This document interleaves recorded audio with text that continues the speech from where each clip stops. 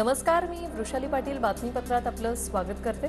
सुरुवातीला पाहूया शिंदेंनी जो ठाकरेंवर हल्लाबोल केलेला आहे त्या संदर्भातल्या टॉप 9 बातम्या। कुटुंबाची कृत्य बाहेर येऊ लागल्याने ठाकरे दिल्लीला गेले। मोदींना भेटल्यानंतर ठाकरेंना घाम फुटला। अशोक चव्हाण आणि अजितदादांनी सांगितल्याचं मुख्यमंत्री शिंदेंचा गौप्यस्फोट। तेव्हा तुमच्या परिवाराच्या मागे काहीतरी तुम्ही केलेले कृत्य बाहेर यायला लागलं तेव्हा तुम्ही दिल्लीला गेले। अजित पवार आणि अशोक चव्हाण यांच्या बरोबर मला मारण्याचा कट, माझ्यावर हल्ला करण्यासाठी मातोश्रीवर बैठक। मुख्यमंत्री एकनाथ शिंदे यांचा गौप्यस्फोट। त्या काळामध्ये माझ्या घरावर आंदोलन करणार, हल्ला करणार म्हणून बैठक झाली। बैठकीमध्ये इथे बसलेले काही लोक असू शकतात। कोण जाणार पुढे, कोण जाणार? आणि माझ्याकडे येणं काय हेरा गावाचं काम नाही। माझ्याकडे मधमाशांचं पोळ आहे। ओके नाही तर कंटेनर लागतात याचा साक्षीदार मीच। पक्षप्रमुखाला सत्तेचा मोह आधीपासूनच। मुख्यमंत्री शिंदेंचा उद्धव ठाकरेंवर हल्लाबोल। तुम्ही काय केलं? तुम्हाला कोणीतरी मध्ये म्हणालं यांना तर खोके पुरत नाही, यांना कंटेनर लागतात। आणि त्याचा साक्षीदार सगळ्यात जास्त मी असू शकतो। 50 खोक्यांचा आरोप करणारे तुम्ही 50 खोके मागताना जरा जनाची नाही तर मनाची तरी काय ते वाटली पाहिजे होती।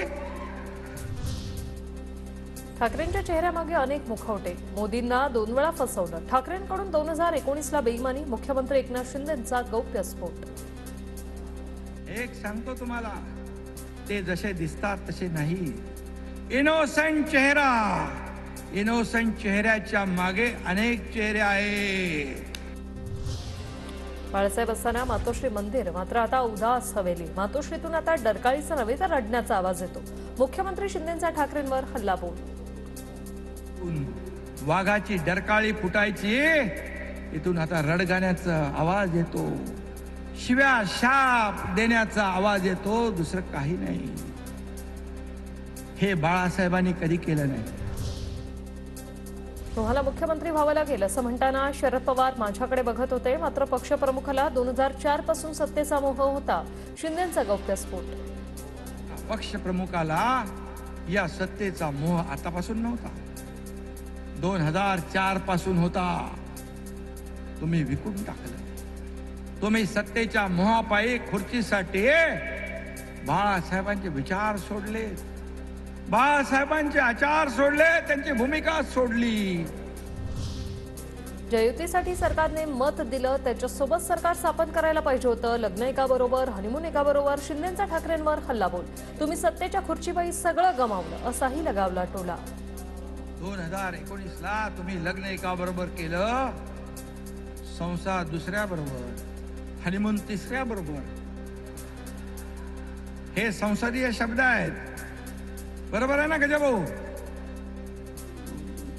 नीलमताई सांगू शकतील, मी असंसदीय शब्द कधीच बोलत नाही। ठाकरे जाणीवपूर्वक मला त्रास द्यायचे। मुख्यमंत्री शिंदेंची टीका। मी तुमच्या मार्गात अडसर होतो का? शिंदेंचा ठाकरेंना सवाल। मी तुमचा अडसर नव्हतो, तुम्ही मला अडथळा का समजत होते? कुणासाठी, कशासाठी? मला पक्ष सोडला की गद्दार आणि कचरा बोलणार? कधी आत्मचिंतन करणार की नाही? मुख्यमंत्री शिंदेंचा ठाकरेंना सवाल। जोपर्यंत आहे तोपर्यंत चांगला, गेला की तो गद्दार, गेला की तो कचरा।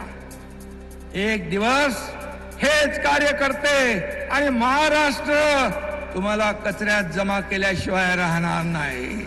तुम्ही आत्मपरीक्षण करणार की नाही?